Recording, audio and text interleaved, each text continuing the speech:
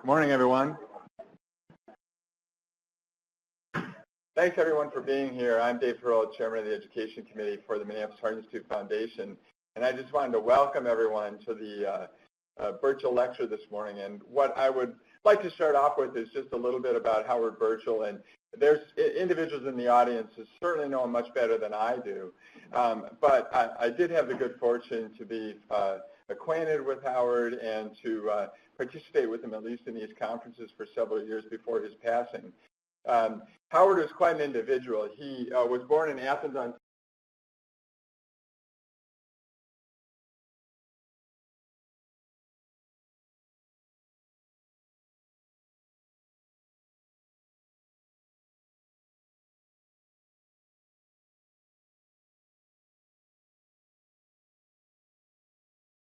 Ontario, Canada, and he graduated from medical school in 1932 at the University of Toronto, so a few years ago. He went on to further his education throughout Canada, the United Kingdom, and eventually at the Mayo Clinic. Howard went on to be a professor of medicine at the Mayo Clinic until 1968, when he actually went to the University of Minnesota to be chairman of cardiology. And he retired from the University of Minnesota in 1975. At the time of Howard's retirement, he was considered one of the best known and largest contributors to the field of cardiology in the 1950s and the 1960s, and it really had an incredible esteemed career. And I point that out because it just shows you how fortunate we were to have Howard sitting somewhere over here every Monday morning for our grand rounds. And he always had that most intelligent question that we hadn't thought of, or the next adventure that we need to pursue in cardiology. And for that reason, I think we felt so fortunate to have Howard a part of who we are, that in his passing at age of 101, we wanted to create this annual lecture in his honor. And so it's really a great tribute to us that he was here to participate with us and for us to give this back to him. This morning, I would also just like to thank those others that help us make this possible. And we have Lisa and Brian here from Bristol Myers Squibb, and also from Janssen Pharmaceuticals, Denise and Chuck, who also help support these type of ventures. And we certainly appreciate that. And without any other further ado, I'd like to have Dr. Kelly Hahn then come up and introduce our speaker this morning. Thank you.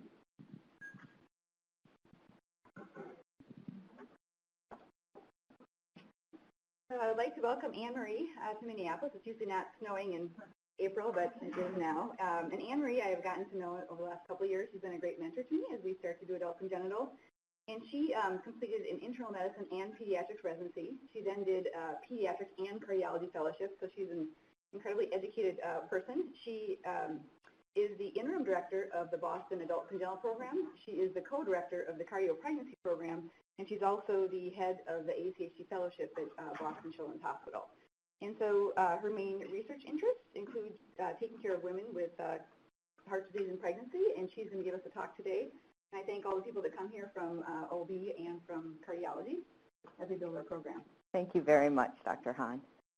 Thank you all so much for this warm welcome, and I'm so honored to be here in memory of Dr. Burchell. There's a few disclosures for our research protocols. There's philanthropic support that we receive both from the Children's Hospital in Boston as well as the Brigham and Women's Hospital. I decided to start with a case to think about. This case I call the harrowing narrowing. And this is a 29-year-old woman. She's a nurse. She was G2P1. She was born with a bicuspid aortic valve and was a very healthy woman. She got married in her early 20s and started considering pregnancy.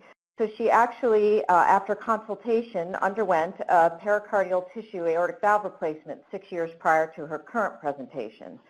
3 years after that, she had an uneventful pregnancy and delivery. And she was seen a year later, was doing very well, asymptomatic, with a peak gradient of 30 millimeters across the prosthetic valve, mean of 20, only mild aortic regurgitation with normal left ventricular size and function, good exercise tolerance. The way we met her was that she came with this history.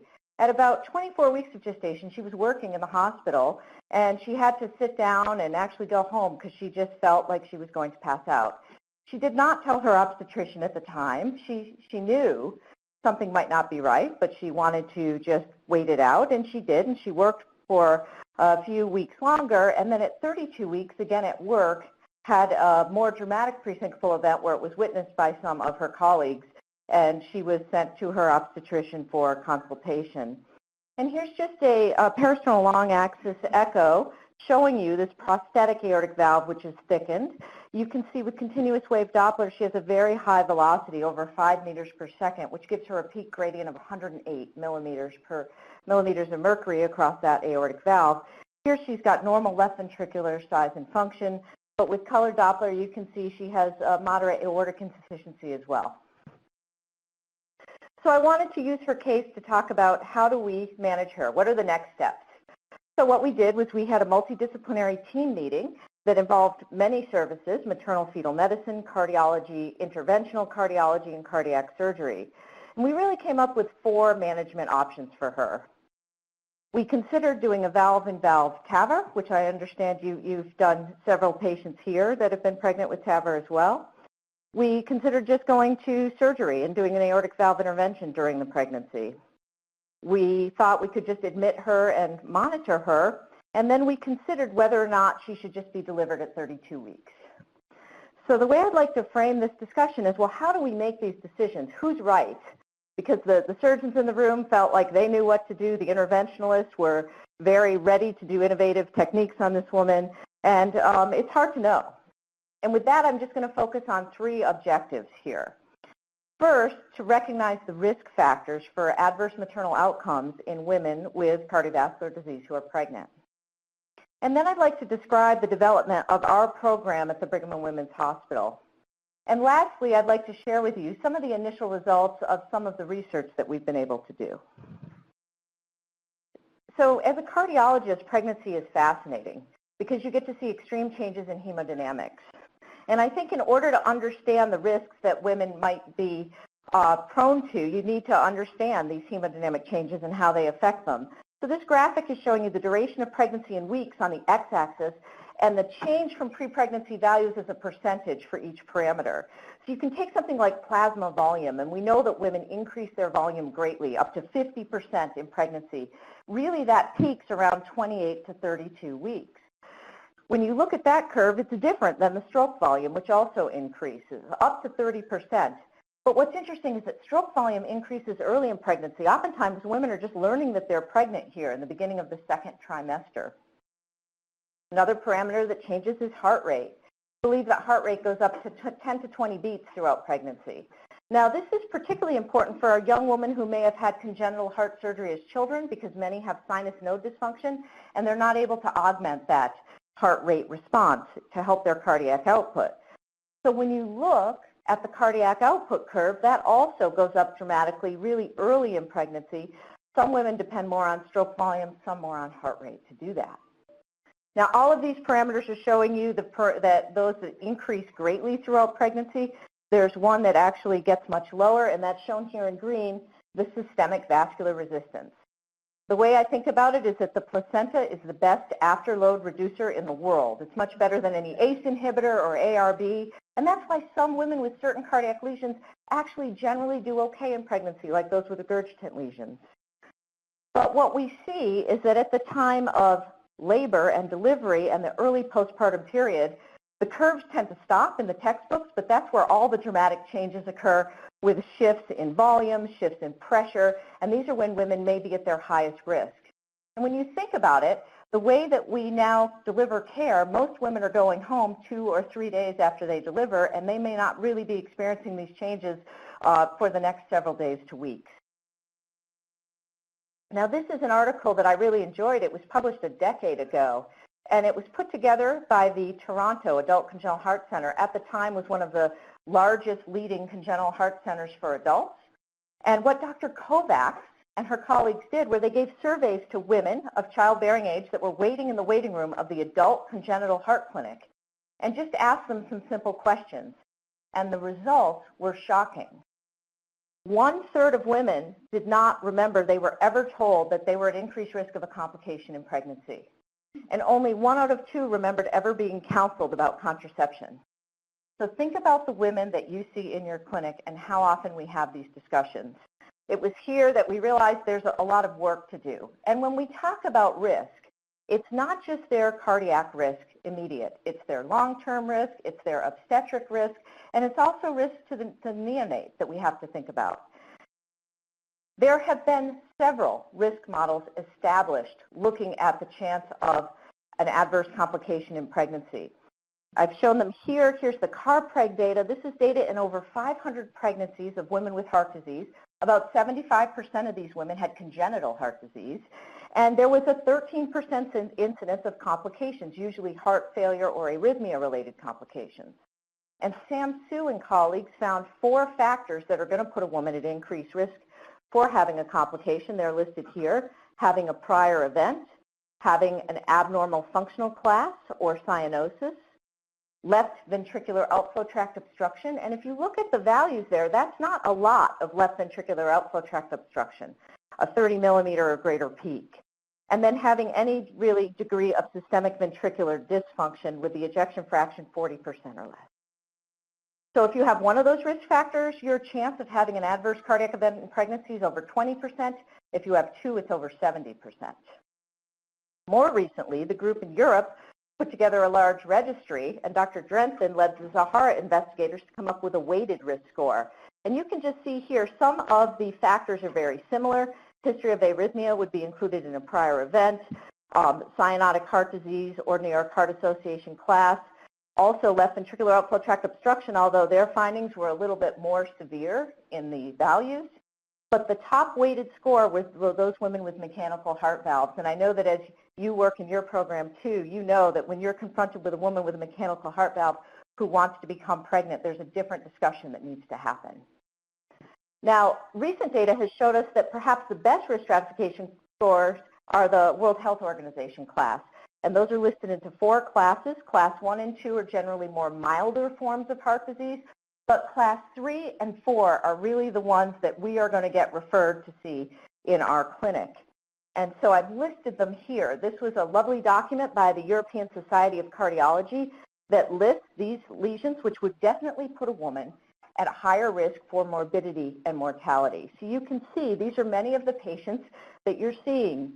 Women who have cyanotic heart disease, mechanical heart valves, systemic right ventricles. That would be women who have transposition with an atrial switch or congenitally corrected transposition, patients with what is known as a single ventricle, Fontan, or different forms of aortopathies, Marfan Syndrome, bicuspid aortic valve.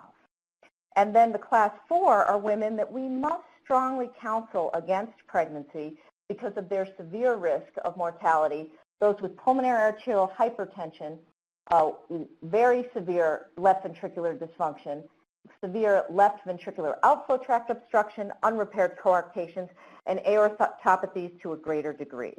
So this is just a list that's important to reference when you're thinking about women and counseling them about their risk. But again, I think one of the opportunities that we miss is to talk about how does the hemodynamic effects of pregnancy affect your cardiovascular status long term. And we're just starting to recognize this more. This was a beautiful study done out of Canada looking at over 400 pregnancies in women with heart disease, and they looked for events that happened greater than 6 months after the women delivered. Those events were mainly heart failure and arrhythmias, but what they found was that there was a significant number of events, and those women that had events were definitely more at risk if they had had an event during their pregnancy. And this just highlights the importance of communication that we need to have if we're caring for a woman in pregnancy back to their primary care physician or their primary cardiologist about their future risk. Now, there has been a lot of data generated in Europe from this registry called the ROPAC registry. I understand Dr. Wagner's team has contributed to this as well. The initial publication involved 60 hospitals, 28 countries, the majority of which were developed countries, and over 1,300 women with heart disease over the period of 2007 to 2011. The registry continues now. But the original data had 66% of the women had some form of congenital heart disease. And what they showed was that 15% of them had actually been hospitalized during their pregnancy for a cardiac reason, most often heart failure. However, the majority of them could deliver safely if two criteria were met. That is, adequate preconception counseling and specialized high-quality care, especially during pregnancy and delivery. Now, since its initial publications, this group has published many publications looking at specific women with different cardiac conditions and their risks in pregnancy. So let's go back to our case, knowing that data. And this was a slide that was given to me by one of our maternal fetal medicine fellows who's very interested in the timing of delivery. Because I have to tell you, when I'm told that a woman is 32 weeks gestation, I'm thinking, well, a couple more weeks and she'll be term, right? But that's not actually how we should be thinking about it, because as Dr. Rouse explained to me, timing is everything. And this time, when you look at where she is now, she's definitely preterm, but even if you get her to 34 to 37 weeks, that's still preterm. And once you get beyond 37 weeks, there's even data showing there's difference in the timing of delivery then. So it's not as easy as just saying, well, let's see if we can stick it out a couple more weeks. Now we know, though, that at 32 weeks, she really has reached the maximal volume changes she should be seeing. So the question is, what's the harm in waiting? Well, let's look at that ROPAC data. They've now published a specific publication about women with aortic stenosis. This involved 96 women. About 2/3 of them had more moderate forms of aortic stenosis, and I've listed the gradients here. But 1/3 of them had severe aortic stenosis with peak gradients 64 millimeters of mercury or greater. And in this cohort, 21% of them were hospitalized during their pregnancy. Thankfully, there were no deaths. But of those women that were hospitalized, it was much more common with severe aortic stenosis, and it was highest in the symptomatic patients. And that is a message that we take over and over. Symptoms actually predict a lot of the outcomes. The other interesting point that, again, often isn't emphasized is that 35% of the women with severe aortic stenosis had low birth weight babies. So yes, they can get through the pregnancy, but thinking about the neonatal outcomes and how do we counsel women for that. This is just a forest plot of their data, and it emphasizes that the two factors that had the strongest odds ratio were signs or symptoms of heart failure and the severity of aortic stenosis as measured by the gradient by echo. So it's with that that I wanted to transition and talk a little bit about our pregnancy and cardiovascular program at the Brigham and Women's Hospital. This is a multidisciplinary program, and the first point I need to emphasize is that we made the decision right away that we were going to be available all the time. There's always someone on call for this team. We have a functional pager, and we have a dedicated team of people that are taking care of these patients. We do a number of things. We do inpatient consultations, particularly for women that come in requiring a valve intervention. We often go together as the maternal fetal medicine and the cardiologist specialist and talk about the risks of a biomechanical versus a tissue type valve. We also have a weekly outpatient clinic that's coordinated together so women can come and get their obstetric care, get their cardiac care on the same day. Honestly, it's a long day, okay? Because the testing that they require for the different disciplines is often extensive, but we are trying to work through to figure out exactly what type of testing do they need. So we see very different women in this clinic. We see women that have had structural heart disease. We see women with vascular disease. We do quite a few pre-pregnancy consultations as well as contraceptive consultations. We also do consultations for women who have not had defined heart disease but come in with cardiac symptoms, palpitations, shortness of breath, extreme fatigue. These are more and more common in women, and you have to delineate what's normal physiologic changes from pregnancy and what are exaggerated responses or sometimes rarely underlying heart etiologies. We also are developing a program where we have coordinated management of the women with hypertension. Hypertension is very common in pregnancy, and the obstetricians do a great job managing hypertension. However, after the women deliver, they are at higher risk to have long-term vascular complications. And again, that communication piece between making sure they're followed oftentimes drops off, and we could improve that. In our program, we have a monthly meeting to review the events that have gone on during pregnancy and work on delivery plans. And this involves a number of specialties. It's wonderful to go into a room and have a dedicated obstetrician from the maternal fetal medicine team. There is a specific anesthesiologist we work with. Nursing is represented and are critically important, as well as various members of the cardiology team. We also invite neonatology and surgery when needed to discuss patients. And then we try to develop an individualized care plan defining the management and the potential complications, and we put that in the chart. We use the EPIC system so people know where to go. In fact, for our women that have underlying congenital heart disease, if it's complex, our fellows draw a picture, and that is scanned into the media section of EPIC so that people not as familiar with some of the types of congenital heart disease can go and take a look at that. We have special nurses that are cross-trained in both OB and cardiology. This is important because these are two entirely separate fields of practice, and at least in our OB ward, if you're going to be on a cardiac telemetry monitor, you need to have one of those nurses who has experience with reading cardiac telemetry monitors. I find in presentations that lots of times the very last slide is when we acknowledge our partners that are so critical to the team's success. And I wanted to change that up because there's no way I could get up here and talk about our program without telling you that it is an extreme effort, and it really does take a village. So primarily, this is Dr. Catherine Economy, who is a maternal fetal medicine specialist that we've worked with now for over a decade in caring for these patients. She has a tremendous team of partners that cover as well, but she is the primary lead. And along with that, she has some superstar OB residents and fellows. Here are two. These are both maternal fetal medicine fellows who have specialized in looking at women with heart disease. Kim Gavro is our statistician that helps us with the research portion of our program and is very thoughtful about the questions that we're asking. We, through our research funding, have been able to have a research coordinator. This is Sheila Drakely, who is integral to the program. And we have a physician assistant named Nancy Barker, who is also trained in exercise physiology. And Nancy coordinates our monthly conference, as well as keeping direct contact with those patients. And then lastly, this is the team that I work with, the Boston Adult Congenital Heart Team. And I can't stress enough how important it is that everyone on the team has signed on to this, because in our practice, only about 70% of the women have congenital heart disease, which means that our team is caring for women with various types of other heart disease, and the congenital heart team has agreed graciously to do that. Now, at these meetings that we have a specific protocol that we go through, and we actually develop a color code for each specialty which determines their level of risk.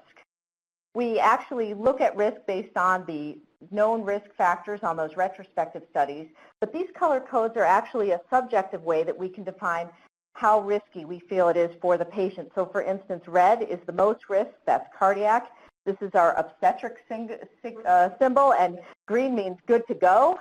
The anesthetic risk is actually the hardest because there aren't as many defined models for anesthesia, and we find that oftentimes they're using more of the cardiac risk models, and yet our anesthesiologists have taught us about other things like body habitus. Does the woman have sleep apnea? How are we going to do neuroaxial anesthesia? Are there spinal or orthopedic considerations? So making these color codes have been extremely helpful. So I just wanted to share with you, this is an actual patient that's pregnant. I removed the locations and the dates of her data to preserve her identity, but this is the way the slides look in conference. And again, Nancy, our physician's assistants, run this conference, but you can see the three codes up here. She's designated as a very high-risk cardiac patient and a moderate risk for both obstetric and anesthesia. And she has complex congenital heart disease. I won't go through this in detail, but she has congenitally corrected transposition. She's had a number of interventions, and right now she's being followed for intrauterine growth retardation. We put the testing that's been done. This catheterization was done about a year before pregnancy, so that date is not there. But then again, the testing that we're doing in our protocol, which I'm going to go through, and our fellows place her anatomy in EPIC. So this is very helpful, just showing where the blue blood goes out to the lungs through this left ventricle and conduit, the red blood going through a tricuspid valve annuloplasty ring and out the aorta. These are the types of data that we're using to discuss patients at our meeting. And we spend a lot of time thinking about delivery planning, the timing of delivery, what's the optimal age, and then who is on the team. We involve numerous specialties as shown there. How should the woman deliver, the mode of delivery? And I've learned that I never tell an obstetrician how to deliver a baby, but it's important that I weigh in if I feel like there's a cardiac indication that we may need to change the usual mode of delivery. And then a big question is where to deliver and what type of monitoring. Because as you know, as you work in your centers, the different units have different monitoring and different resources available. So the vast majority of our women deliver right on the labor and delivery unit. However, in special circumstances, we change that plan. So I'm going to take you back to our case. The group decided we should admit her to the hospital and monitor her. But we really felt like we needed some more information, and we had to prepare for urgent interventions. So thinking about the possibility of a transcatheter valve, we did a cardiac MRI.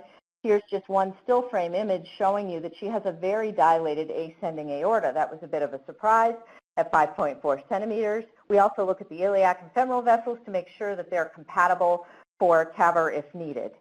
But then we decided, you know, she's 32 weeks, and thinking about the timing of delivery, she looks very symptomatic.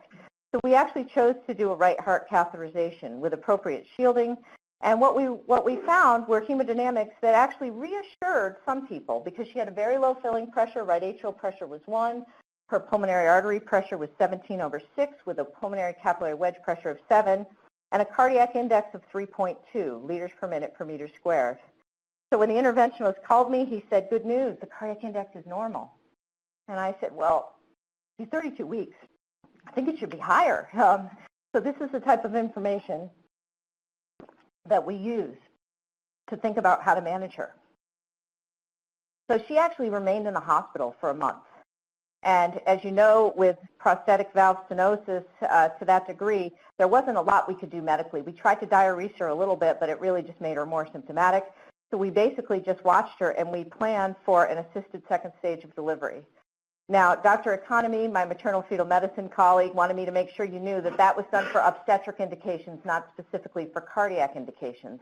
Because an assisted second stage means that the obstetricians are generally going to get the baby out without a lot of pushing during labor, and there has been evidence to show that that's associated with higher degrees of obstetric complications like postpartum hemorrhage and vaginal lacerations. She actually was moved to the cardiac intensive care unit prior to starting an induction, and she had cervical ripening, and then the obstetric anesthesiologist came up and placed an epidural. She did get hypotension with that, so she was given phenylephrine. As the labor progressed, she was actually moved down to our hybrid operating room, and this was a bit different. We decided to place a 4 French femoral line, which was going to be important if she had dramatic swings in her hemodynamics requiring urgent intervention. And for that, then, we had a member of the TAVR team in the operating room. We also had both anesthesiologists from cardiac and obstetric there to monitor her hemodynamics, as well as the maternal fetal medicine team and our team. And she did have a successful vacuum-assisted delivery of a little girl, 6 pounds, 14 ounces.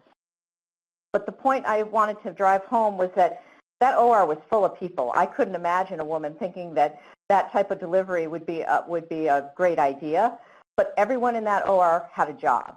And that's one of the take-home messages I wanted to leave you with, was in our team we have found that there's a lot of people that want to be involved and that are very helpful, but when you are in these situations, you need everyone to know exactly who's in charge of what. And for her, she did quite well. She went back up to the labor floor. So the part of our program that I wanted to talk about was really that it is truly a clinical program that we've established, but what strengthened it is the research focus that we've been able to develop. And the reason we've been able to do this is because what we learned was that the frequency at which women with heart disease should be evaluated and the testing that should be done is really unknown. It's really never been looked at. And in fact, the American Heart Association published a recent statement talking all about the management of women with severe congenital heart disease in pregnancy, and they even said you need to have multidisciplinary meetings. But that's never really been demonstrated, the utility of that, and there's a lot of things we just don't know. Here's that statement, just so you know, and I took one of the recommendations that I find particularly interesting. So this is from a group of experts that tell us from a practical point of view, induction should be initiated so that delivery will likely occur during regular hours when the adult congenital heart team is available. So I think we still have work to do. For those of you that care for women with heart disease, you know that this never happens, okay? The deliveries never happen at the time when everybody's around and well-fed and rested. So you have to have a team that's ready to be available at any time. So with that background, we started the STORCC initiative, and this is called the Standardized Outcomes in Reproductive Cardiovascular Care. It was funded by an internal grant from the Brigham and Women's Hospital. And what we sought to do was really to just establish, assess, and validate a protocol to evaluate women with heart disease during pregnancy. And this was a prospective enrollment. It is ongoing. We have inclusion criteria that are that the women have to be at least 18 years old, and they have to have their care at the Brigham and Women's Hospital, both their obstetric and their cardiac care. Women who could not provide consent were excluded because we do consent the women and we do surveys at the beginning of pregnancy and then postpartum, and this was approved by our Institutional Review Board. Now, the first thing we do in this protocol is define which women are at high risk, because we felt that if you're at high risk, you probably should have more testing in pregnancy. That made sense to us. So here's our list of risk factors that we would identify as high risk. Again, these are mostly taken from the retrospective data that we know and you've seen: prior adverse events, advanced New York Heart Association class, cyanosis, ventricular dysfunction, left ventricular outflow tract obstruction. And then interestingly, we added connective tissue disorders, because a lot of those registries don't have a representation of women with connective tissue disorders, and our group feels that they are at extremely high risk, particularly the women with Marfan Syndrome. And here is our protocol. This was developed at the start of the program. What we thought was that hopefully, in an ideal world, women would have preconception counseling and have a number of testing that was done to determine their level of risk. However, if they showed up prior to 20 weeks and they hadn't had that testing, we wanted at least one form of cardiac imaging, exercise testing, Holter monitoring, and a BNP. Now, I will tell you that if they've had that within 18 months, we don't repeat that in the first trimester for low-risk patients. For the cardiac portion of the protocol, each woman is seen every trimester, and every trimester they get a BNP. For women that are designated high risk, they get an additional echo in their second trimester. And then, again, they're seen at delivery, and we're following the outcomes. So I'd like to share with you just a few of our initial results over the first 5-year period. This represents 214 pregnant women with heart disease for a total of 257 pregnancies. However, 7 were excluded due to early miscarriage.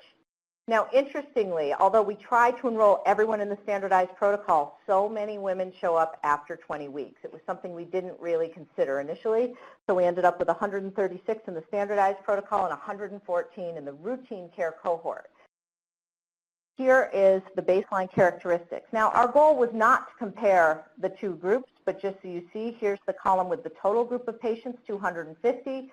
The ones who underwent routine care are here, and the 136 that were in our standardized care protocol are in this last column. You can see the average age, the median age of women at enrollment was about 32 years, and we do have 3% of women that had multiple gestations.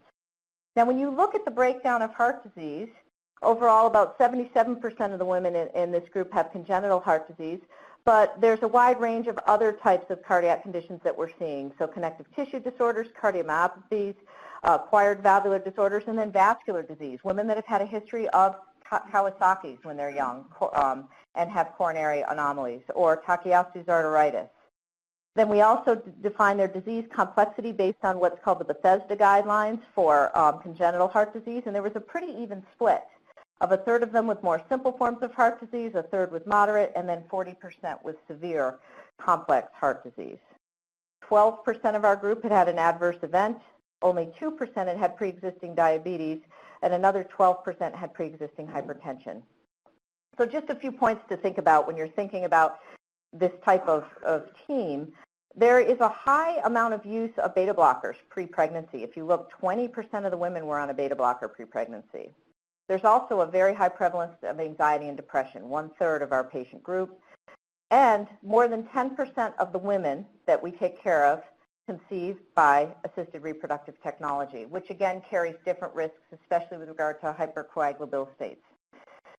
So I just wanted to share with you a bit of the diagnostic testing results. Now, we were able to get 68% of the women in the protocol to exercise testing. Our exercise lab is very hesitant to do testing in women over 20 weeks gestation. They actually think that women in their second half of pregnancy don't really exercise or exert themselves at all. What we found was a median peak oxygen consumption of 20 milliliters per kilogram per minute, which is low. It's only 69% predicted. We also looked specifically at their heart rate response, the chronotropic index, and there's data to show that if you cannot reach a chronotropic index of at least 0.85, you have a much higher risk of having a maternal cardiac event. Only 15% of our patients had a chronotropic index of greater than 0.85. Holter monitoring was done in 82% of the women, and to our surprise, 13% of them had non-sustained SVT, 8% had non-sustained VT. And by echocardiography, all the women underwent echoes. Women generally like to get echoes in our group. 94% had normal systemic ventricular function, and only 14% had those left ventricular outflow tract gradients above 30. Now, I just wanted to talk a little bit about the echoes, because this is one area where we really try to do serial echocardiography, again, either pre-pregnancy or early, and then in the third trimester. Only 10% of women had a significant change by echo, and I've listed those changes here. We define things such as an accelerated increase in a valvular gradient of greater than 20 millimeters of mercury, knowing that with the increased volume load, women do have increases in their gradients. And looking at that, all of these changes only resulted in change in management in 4 women. Specifically, one woman with severe aortic stenosis did undergo a percutaneous aortic valve replacement in her second trimester. Another woman with Marfan's, who had an aortic dissection, was admitted directly to the cardiac intensive care unit. And 2 other women, one because of effusion and one because of an accelerated gradient as well across their aortic valve, were changed in their location of delivery off the labor floor to the operating room. Our compliance was good. When you look at the number of visits, and again, cardiac visits, we want at least 1 a trimester. The obstetricians see women much more frequently in the third trimester. 93% of women showed up to their visits. However, that drops off in the postpartum period. Again, that data just scares me about thinking about long-term risk in education. And as far as echoes, it's interesting. Women in the lower risk group came for their echoes more than women in the higher risk group. Okay? 24 women did not complete a postpartum echo. And even though we had a protocol, 33 women actually had an additional echo because they showed up with a symptom that worried us. None of those additional echoes changed any management at all. One test that does seem to be quite correlative with outcomes is a BNP. So this actually, we do as a clinical protocol testing BNPs in women each trimester. So this involves both women in the routine care arm as well as the standardized arm. We have 184 women, of which 10% had had a documented cardiac outcome. And what you can see is if they did, there was a much greater chance that they were going to have a BNP above our reference value. So back to our case. I told you she did well with her delivery. That's what people want to hear. However, 3 days postpartum, she had significant heart failure. We were giving her large doses of IV diuresis, and in fact, her BNP was elevated to almost 3,000. 5 days postpartum, after a lot of counseling, she underwent a mechanical AVR and replacement of her ascending aorta. So she now has 2 children. She wakes up from surgery, breastfeeds right away, and her first question to me was, is it safe for me to have another child? Okay. Now, just I think when you think about managing women in pregnancy with heart disease, this is one of our largest issues. What do you do with women with mechanical valves? And I just wanted to highlight that the practice is changing over time. The American Heart Association, the American College of Cardiology published in their guidelines for treatment of valvular heart disease an algorithm now, which shows you that the class 1 recommendations are that you really have to do frequent monitoring. Another class 1, which is sometimes skipped, is that in the second and third trimesters, they recommend a low-dose aspirin in women, both with mechanical as well as tissue valves. And if now the dose of warfarin that they are on is less than 5 milligrams a day, you just continue that throughout the pregnancy because the risk of teratogenicity is very low. However, if it's greater than that, they're still recommending switching to one of the forms of heparin and then switching back later in the second and third trimesters. This requires a tremendous amount of monitoring. This requires tremendous compliance by these women, and they have to accept that upfront risk of potential complication of either thrombosis or bleeding. She was in our STORCC protocol, and she did have a cardiac outcome. She had heart failure. I wanted to just share with you And again, the stratification of the groups is not as important because there was no significant difference whether we tested people on a routine basis or they just got their routine care. But out of the 250 women, 10% had a cardiac outcome. In our group, there was less incidence of heart failure because we defined it very specifically as needing documentation by physical examination, some form of objective testing, and a treatment. Only 2% of women had what would be considered a sustained arrhythmia, but there were other things that happened. 6 women in the protocol actually had a cardiac intervention. So 2 women had those during their pregnancy. They went to the one went to the catheterization lab, one went to surgery, and 4 had it in the immediate postpartum period. Obstetric outcomes were very high, and we determined a lot of different clearly defined obstetric outcomes. And I think one of the things we've learned in our protocol is that this is something that we've liked doing because it's giving us more insight into some of those obstetric questions. Preterm delivery was common at 12% and postpartum hemorrhage was 9%. And then neonatal outcomes also happened in 1 in 3 women. Thinking again about how we talk to women about their risk. 1 in 4 babies went to the NICU. We have a very aggressive protocol for babies with hypoglycemia. A lot of babies go for a short period of time. But think about after you deliver a baby, suddenly that baby is not with you. There was also 8% that had small for gestational age, and 6% were born with congenital heart disease. Here's a graphic just looking at how we did with our subjective color codes. We actually did quite well. You can see here, this is the cardiac risk level. So if we rated a woman as red, that was the highest risk, and that was correlated with those women that had outcomes. In the same way, the obstetric group, if they rated someone as red, that correlated with obstetric outcomes. Now, as I share this with you, it's important to talk about these limitations. One of our biggest pitfalls was that a lot of women presented after 20 weeks, so they couldn't be enrolled in the standard protocol. We've now changed the protocol going forward because there were a lot of deviations that occurred. I think making all connective tissue patients high risk was a mistake because only 43% of the women with connective tissue disease actually had Marfan Syndrome in our particular group. And these color codes that we use are subjective, but they make us feel at least like the dedicated group of people that are caring for these patients is using some of the data to make those decisions. I just wanted to share with you a bit about the surveys that we do.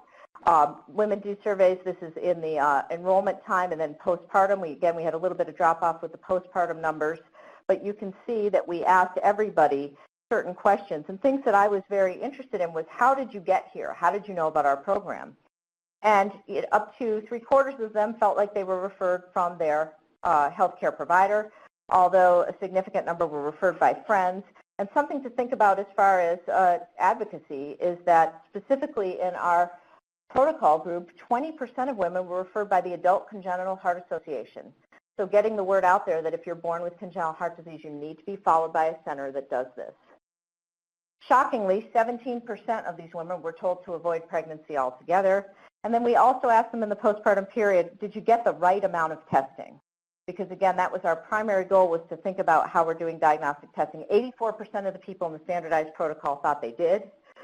92% of the people who underwent routine care thought they did.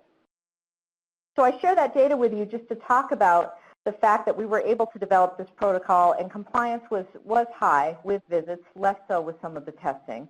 But I think the strength of developing something like this is to start thinking about labor and delivery characteristics and doing more robust analysis. So with that, I wanted to share 2 quick investigations that the maternal fetal medicine fellows are working on. This is Sarah Ray Easter, and she's looking at the mode of delivery, because the guidelines will tell you you should reserve a cesarean delivery for those women who have an obstetric indication. However, in the literature, there's a 33% rate of primary cesarean delivery for women with cardiac disease. So she wanted to look at if truly a planned vaginal birth confers no increased risk of obstetric events compared to a planned cesarean delivery. So she's looking at a few additional women. So this is the 210 in our group that have had a planned vaginal birth and 66 that had a planned delivery. And these are just some of her initial results. You can see the planned vaginal birth are more likely to be nulliparous. However, the ones that have planned C-section have a higher rate of prematurity and a higher comorbidity index that they determined by the obstetric group. There's no difference in these 2 groups with regard to our women that we defined as high-risk cardiac disease, meaning they were equally represented in both. And when you look at the 210 women that had an attempted vaginal birth, 76% here. You can see how we did. 161 actually had a vaginal delivery, so over 3/4 of them. 20 of them had an operative vaginal delivery, 15 of which were for obstetric indications. Now, the 5 that were done for cardiac indications were at the delivering provider's discretion. 3 of them had severe aortic stenosis, and they felt like that they should assist delivery, and 2 had Marfan syndrome. 29 women ended up with a cesarean delivery for other reasons. Of the 66 that had a planned cesarean delivery, 39 were eligible for vaginal delivery but declined. So these are the sort of data that we're starting to think about, because when you look at the outcomes, if you had a planned cesarean section, you had a higher rate of postpartum hemorrhage, you had more maternal morbidity, but there was really no increased risk with the planned vaginal birth in our women with cardiac disease, even the high-risk ones. The other maternal fetal medicine fellow that we work with a lot is Carrie Rouse. She was interested in this timing of delivery issue, and it's here again that I've learned a lot, because they define early term as 37 weeks through 38 plus 6, and then term as 39 and beyond. And there's data showing you that there's better outcomes if you wait to that truly term delivery. So she wanted to see if our outcomes were different in those women who delivered in the early term compared to the term. So a slightly different group of numbers here. You can see that there was not a lot of differences, except the women that were delivered early term seemed to have more hypertension. No difference in the high-risk cohorts. And in their outcomes, the woman that delivered at term had more planned cesarean deliveries, but other than that, there was not increases in either the combined cardiac or the combined obstetric outcomes. She also looked at the reasons for a planned delivery or a non-spontaneous delivery. And I find this really interesting. So in that group that was delivered at early term, by far, the biggest indication was a fetal indication. There was something about the fetal monitoring that was non-reassuring. And secondly, women with maternal hypertension were more often delivered for an indication at early term. However, in the term deliveries, they were by far mostly elective planned deliveries. In the last couple minutes, I wanted to share with you our newest initiative, which we're really excited about. It's called Piccolo, Pregnancy Influencing Cardiac Care to Affect Lifelong Outcomes. This is, again, funded by an internal grant at the Brigham. And the reason this came up is because in those surveys we gave to women, we asked them how much exercise they did. And we also asked them how much TV and screen time they had. And the results were shocking. As pregnancy progressed, they had more screen time, less exercise.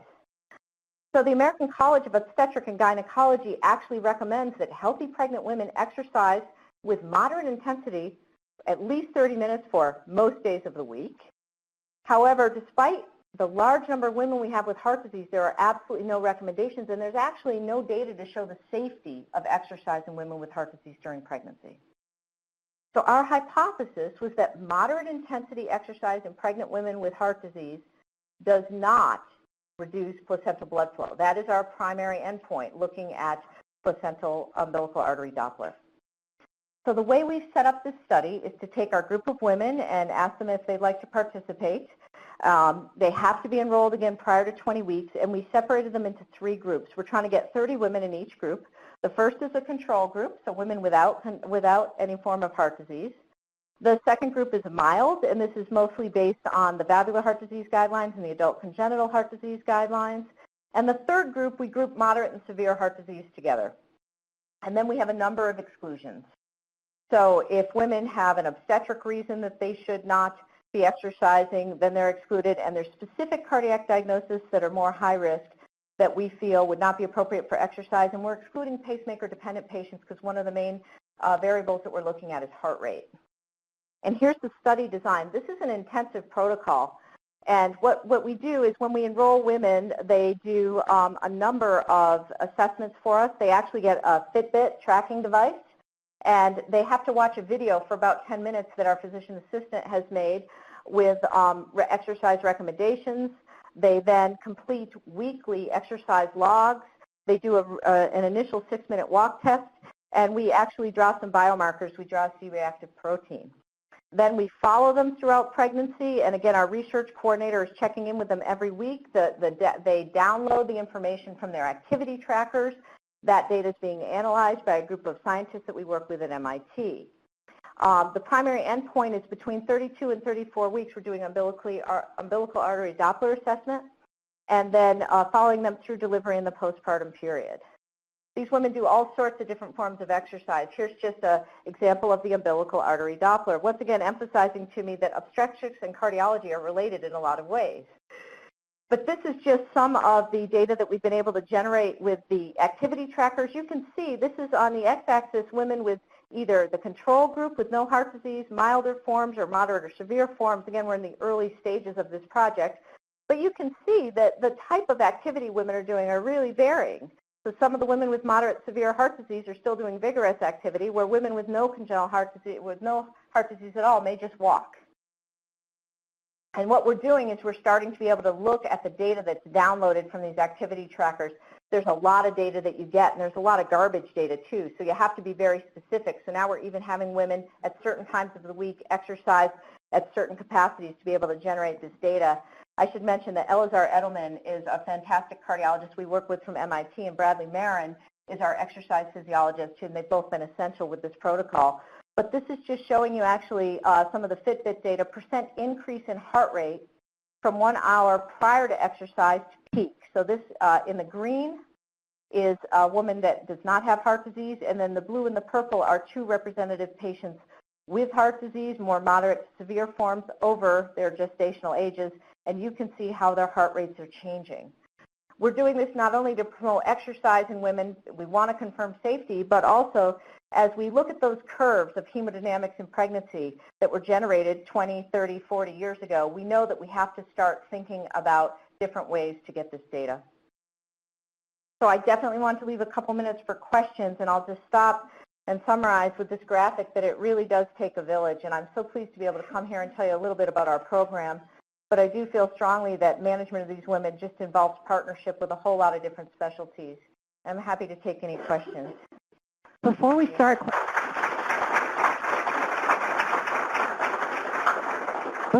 questions, please know that for our webinar audience that you need to have the microphone in order so that the webinar audience can hear you ask the question, and make sure it's close to your mouth. So questions?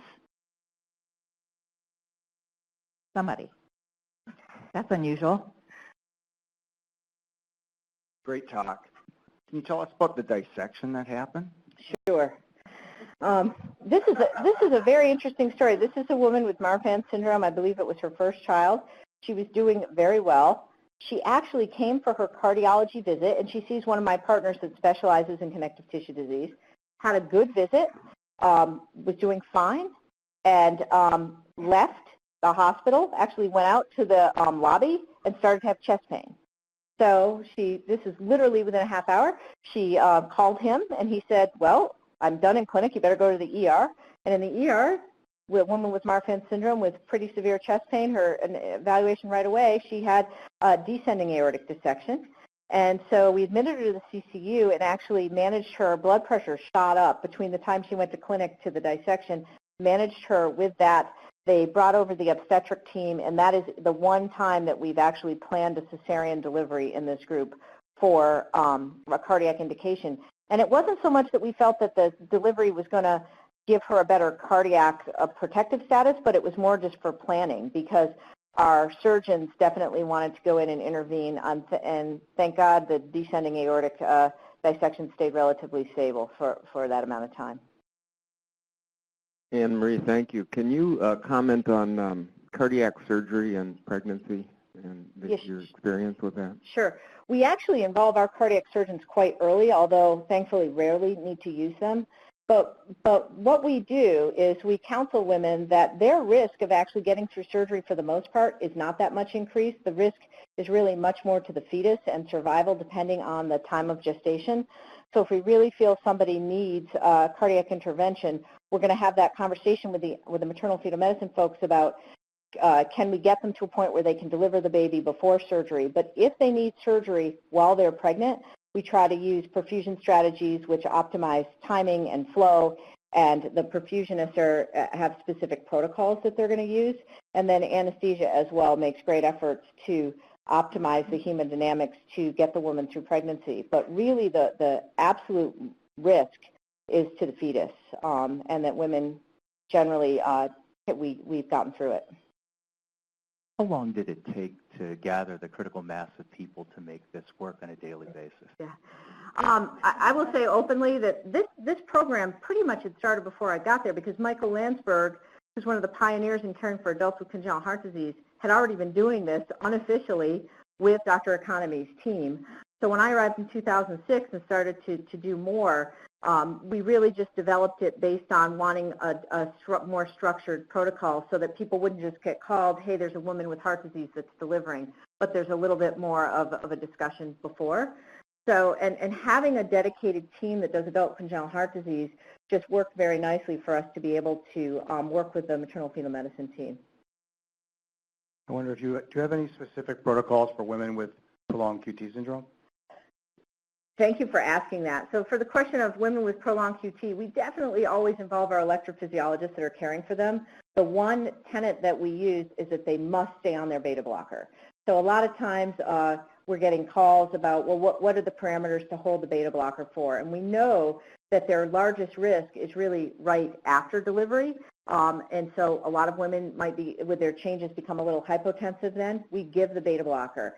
But other than that, we generally just work with the electrophysiologist to make sure if there's specific recommendations we should be doing, we do. Any other questions?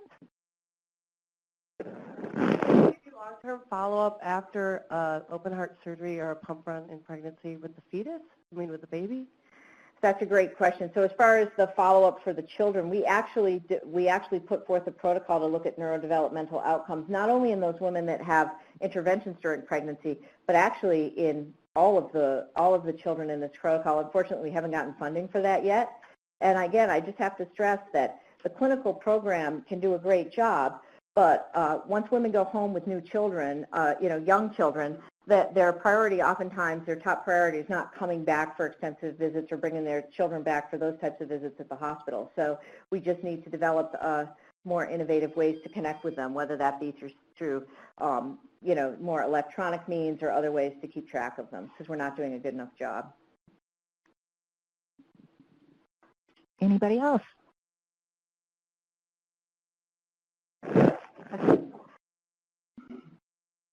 And I know the topic of this morning is congenital heart disease, but how about acquired heart disease, and specifically the rheumatic population? Has this taught you anything new or different about the management of those complex patients? Yeah. So thank you for asking. As far as rheumatic heart disease, it's not well represented in our population. In the couple of patients that we've had, again, what I'm most struck by is the echocardiographic data. So most of the rheumatic heart disease we see is mitral stenosis, and as women progress in pregnancy, their valve gradients definitely get higher, but their valve areas do not change. So we have to think about what type of testing do we need to manage these women. And specifically in them, it's the part of pregnancy when their heart rate goes up and they have less time for diastolic filling that they seem to get more symptomatic trouble. So those are patients where we sometimes will manage with beta blockers. The maternal fetal medicine team does not like beta blockers in our patients because there's evidence to show smaller children, for one thing, but those women that have significant rheumatic stenotic lesions really need to be managed as far as heart rate management, because that's what seems to tip them over. Okay.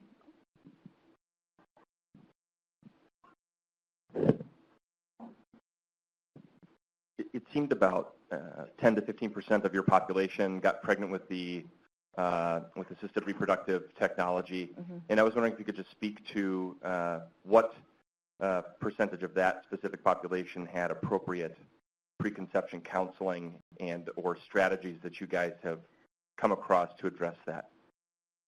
Thank you. So as far as the group of women that have had assisted reproductive technology, they actually, most of them, I think, went through a lot of counseling because these are women who tried to become pregnant and were unable to conceive. So they did go through, most of them, extensive counseling in that manner.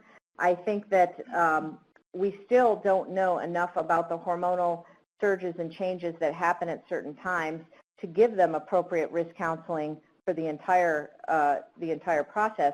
But we're learning about it. And there's one publication that recently came out that said if you conceive by assisted reproductive technology, you have underlying heart disease, your rate of pulmonary embolism is much higher. you can imagine, in women who are pregnant and us not wanting to expose them to radiation, diagnosing a PE is hard. Can't really use D-dimers, and so looking at